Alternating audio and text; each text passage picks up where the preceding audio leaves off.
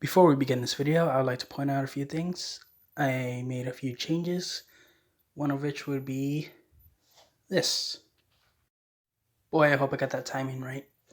Anyways, if you guys are wondering what happened to my previous look, I decided that it would be best to try something new. Because as much as I like drawing myself as a penguin, that raised a few problems. One of which I didn't really feel like that felt like me, and the second thing is it's kind of hard to animate that. I'm still learning this thing, so yeah, and this might not be my permanent look to either. I'm gonna try a few things, see what works, and hopefully eventually I'll come up with something that feels more comfortable. Now, with that in mind, let's get to the video. Hey everyone, I'm Kota, and welcome back to my channel. I realize some of my past videos may seem a little cold. Let me clarify, I'm not an unhappy person, sorry. I just have a hard time getting excited or showing some emotion. So to help with that, this video is going to be a little bit more personal for me. This is my family video. I am going to be giving you guys a brief description of my family. Alright, sound good? Okay, let's get started. Okay, 2 things you need to know about us first. There are 5 of us in total, including me, and I come from a divorced family. For those of y'all who never experienced that sort of thing, I feel y'all should know that the pain that comes with it uh, is experienced in all sort of shapes and sizes, depending on what age you experience it at. My parents got divorced when I was 4, so I can't really remember much about it, what started the whole thing, how it ended. All I know is that when they got divorced, it all seemed normal to me, in the sense that this is what happens in every family. So things like this didn't seem to really bother me, at least not in a normal way. The only time it would bother me is when I would think to myself, why isn't this bothering me as much as it should? I guess it was because I was too young to fully understand what was going on, so I just accepted it as if it was normal. And with that, let me introduce you a little bit to my family, starting off with Mom. Over the years, I come to realize there's a lot of layers to my mom, so the best way I can describe her in a core is Mama Bear. She is kind and helpful towards others, but highly protective of her kids, as is most moms, I'm sure of.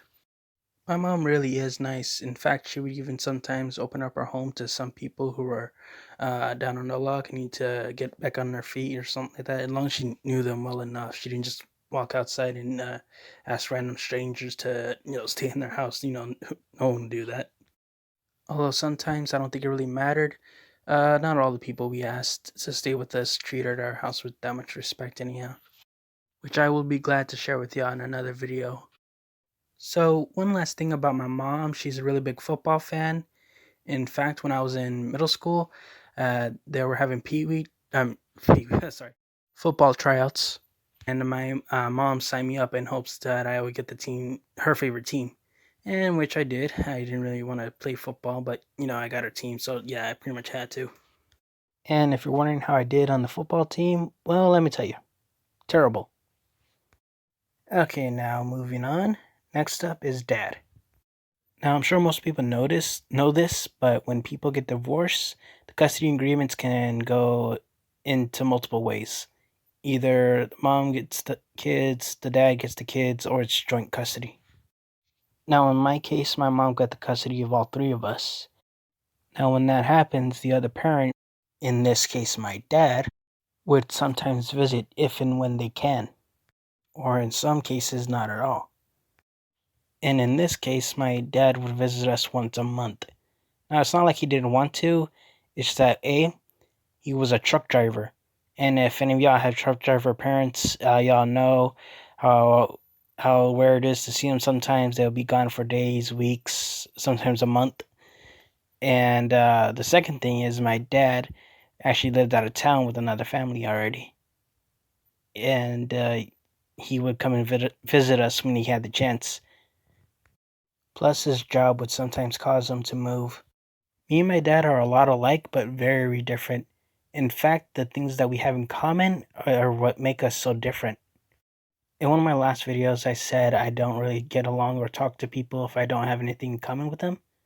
Well, my dad's the same way, and with me and him having nothing in common other than the fact that we're so much alike is what causes us to have such troubling conversations. It usually just boils down to a couple of questions: how you been, how's your mom, how are things, and so on. Plus a lot of awkward silences. Next up is my biggest sister. For this video, we're gonna call her Jenny Weasley because my sister is a huge Harry Potter fan. She just loves this stuff.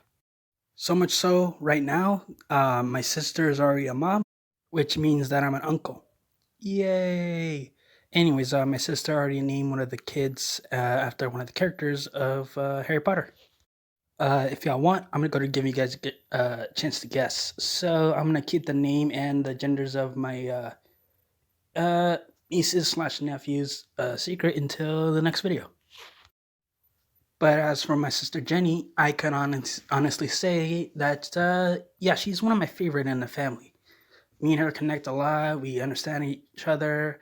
We always talk it out. We have no trouble communicating or anything like that.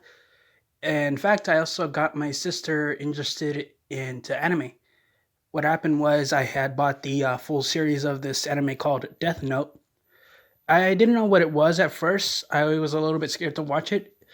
So what I did was I asked my sister if she wanted to watch it with me. She did, and we both enjoyed it, and it kind of became our thing. And I still have the complete series now, but I have not finished it. I just think it wouldn't be right. I have watched a few episodes without my sister. She kind of got a little bit mad at me, but you know what? Worth it. But I stopped after that. You know, I haven't completed it. I want to finish it with my sister someday, and hopefully I'll be able to get a chance to do that. Right now, that's not going to happen because she lives in Vegas, and right now I live in California. Okay, last up is my second oldest sister, the middle child, and we're gonna call her Meg. Gotta be honest, me and her do not get along at all. In fact, if I had to say how much alike my sisters are compared to each other, I would say almost a complete polar opposite. I would say there's a competition between them to determine which one's my favorite sister, but there's not. Yeah, there's no question. Jenny is definitely my favorite sister. Now, some of y'all might be asking, oh, Kota, she can't be that bad.